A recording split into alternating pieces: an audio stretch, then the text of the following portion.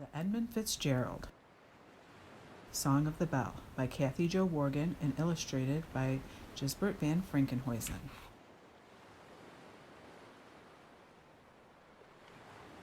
Long, long ago, deep glaciers lay cold and hard upon the land. Over time, these huge walls of ice began to thaw and move away, scraping deep basins into the earth. As they pushed along, each large depression filled with water from the melting ice, giving birth to a large and powerful body of fresh water we now call the Great Lakes. It was a warm Sunday afternoon on November 9th, 1975. This was a time when people wore bell-bottom pants and platform shoes and were learning a dance called the hustle.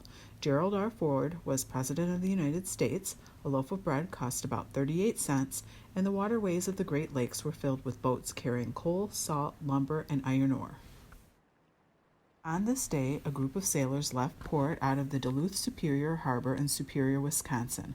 That morning, the Edmund Fitzgerald had been loaded with 26,000 tons of taconite pellets, which are tiny balls made from refined iron ore.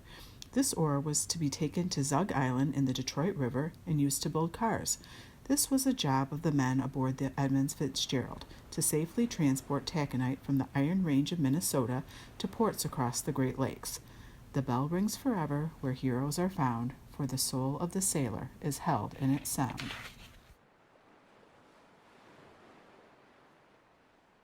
At 729 feet long, the Edmund Fitzgerald was the largest ship on the Great Lakes from the time it was launched in 1958 until larger ships came along in 1971.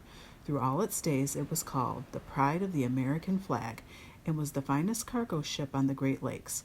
Because of this, only the best sailors in the fleet were offered the chance to work on board.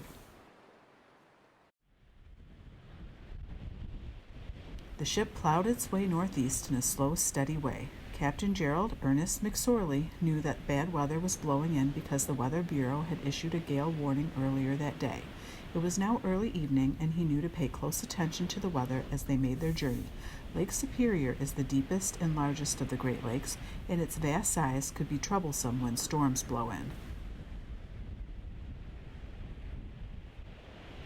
But at the moment, this did not seem to bother Captain McSorley or his crew. They had experience with the wild storms of Lake Superior, and they knew their jobs well. So as the ship pushed on, the men kept busy with their duties. John Simmons, the wheelsman, steered the ship, while Nolan Church, the porter, helped serve meals in the ship's galley. John McCarthy, the first mate, assisted the captain while the cook polished the huge bell that sat on top of the pilot house. Every job on the ship was important, but it was usually a tradition for the cook to take care of the 200-pound bronze bell. The bell was buffed and shined to a beautiful golden luster, as if it were a brilliant crown.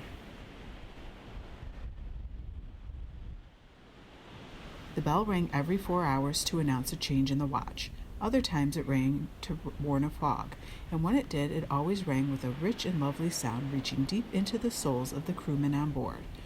The souls of each sailor sang out in the chime of the beautiful bell as it rang to keep time. By nightfall, the Edmund Fitzgerald had traveled many miles. Captain McSorley knew that another ship carrying taconite, the Arthur M. Anderson, was traveling behind him. It had left port out of Two Harbors, Minnesota, and was heading to Gary, Indiana. The two ships pushed on through midnight and into the early hours of morning. As they did, the waves grew around them. Black water whipped into a mass of confusion, striking out at the ship. The freshwater sea roared, and it was nearly impossible to tell the rain and snow from the tops of the waves. But even as the storm raged around them, the 29 men aboard the Edmund Fitzgerald continued with their jobs, watchful and alert, and all the while the bell remained steadfast as the wind blew all around it. The men changed watch with the sound of the bell. It rang through the storm as the freezing rain fell. At nearly 2 in the morning, a voice came in over Edmund Fitzgerald's radio. It was Jesse "Bernie" Cooper, captain of the Arthur M. Anderson. He radioed Captain McSorley to talk about the bad weather. They were traveling close together in the shelter of highlands on the northerly route along the Canadian shore rather than going straight across Lake Superior. Although this route was longer, it would be safer. So the pair pushed on, not knowing what would happen next.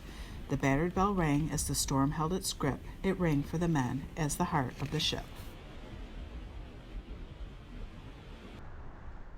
By early afternoon the next day, the Edmund Fitzgerald was far past Isle Royale and the Keweenaw Peninsula when something began to worry Captain McSorley.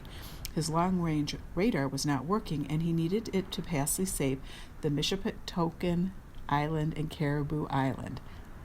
These are dangerous areas to pass, and Captain McSorley knew he should not get in too close to Caribou Island because of 6 Fathom Shoal, which is a hard, rocky, shallow area that might tear the ship's hull into pieces.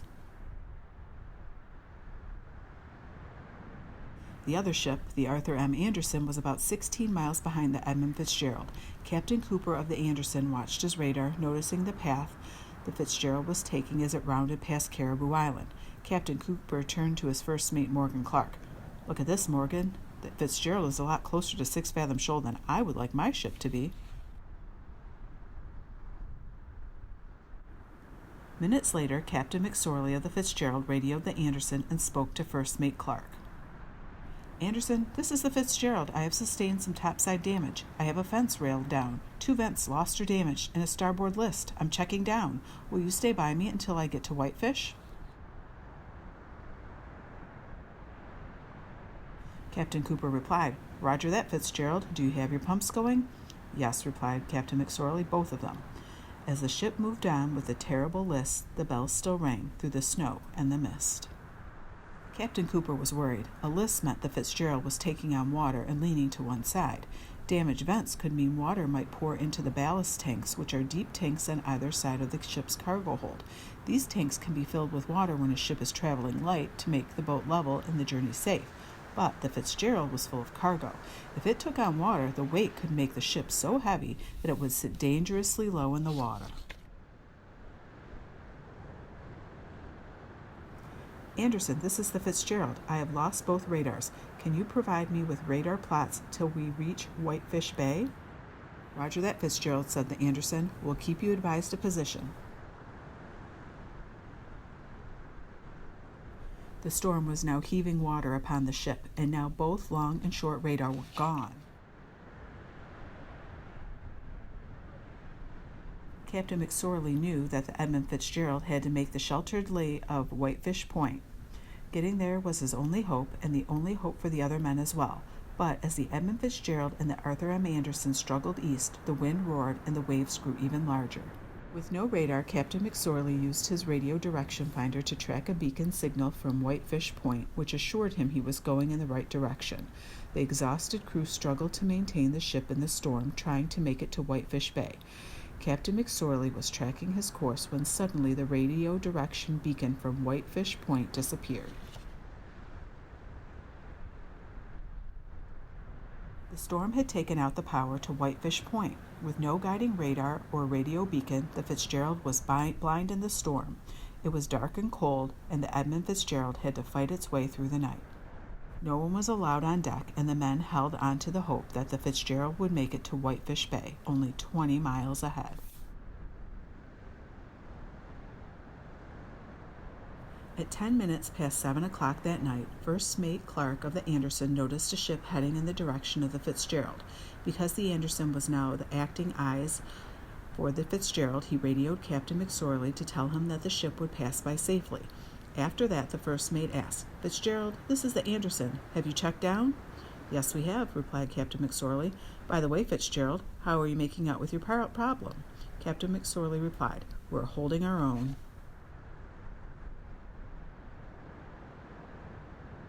The first mate of the Anderson was watching the Fitzgerald's progress on his radar when all of a sudden the ship simply vanished from the screen. Captain Cooper ordered his men to search the horizon for the Edmund Fitzgerald, but the men saw nothing.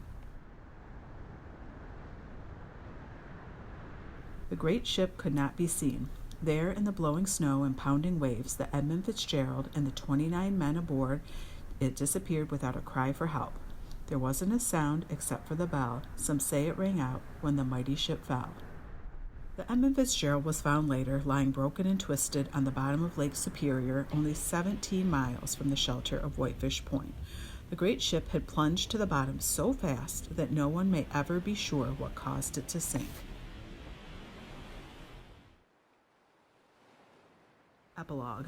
On July 4th, 1995, 20 years after the tragic loss of the Edmund Fitzgerald, special divers went to the wreck to recover the bell from the ship.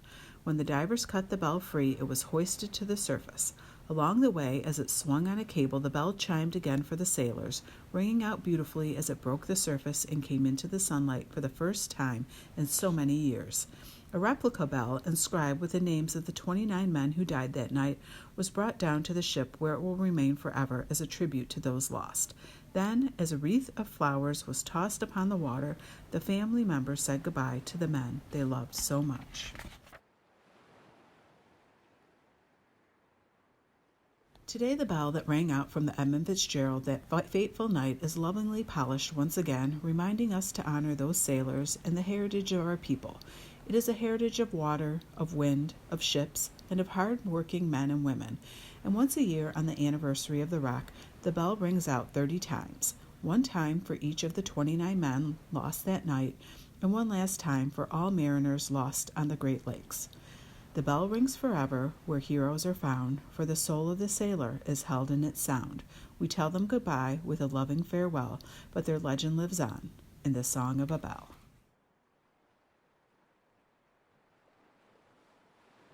The bell as a memorial. The families of the Edmund Fitzgerald's crew were very sad when the ship was lost. Their crewmen died suddenly and unexpectedly, never to be recovered. There wasn't a way to have a proper funeral for them. In November of 1994, the family members asked the Great Lakes Shipwreck Historical Society to help them create a memorial to the lost crew of the Fitzgerald. The families met Tom Farnquist, Executive Director of the Shipwreck Society at the Mariners Church in Detroit, Michigan. At the meeting, everyone thought that one important artifact from the shipwreck should be brought to the surface, the ship's bell. The Fitzgerald lies in Canadian waters. Permission to raise the bell had to be secured from the Canadian government. A letter encouraging that permission be given was sent from the office of the President of the United States. The family members also wrote letters in support of the effort to raise the bell. With the help of Emery Christoph of the National Geographic Society, the Canadian Navy provided a ship and crew of 85 to the bell recovery expedition with 2 mini-submarines aboard. The expedition also used the Newt suit, a high-tech underwater diving suit. The Newt suit allowed a diver to get close enough to the bell to carefully remove it from the roof of the pilot house. The bell of the Edmund Fitzgerald was recovered from the ship lying in 535 feet of water on July 4, 1995. A replica bell engraved with the names of the lost crew members was put back in its place. The replica bell is still on the ship today, serving as a grave marker for the crew. The Edmund Fitzgerald's bell is at the Great Lakes Shipwreck Museum at Whitefish Point, Michigan, just 17 miles from where the ship lies in Lake Superior. Many people come to visit this museum and see the bell. Now, said the families, we have a place to come where we can remember our loved ones.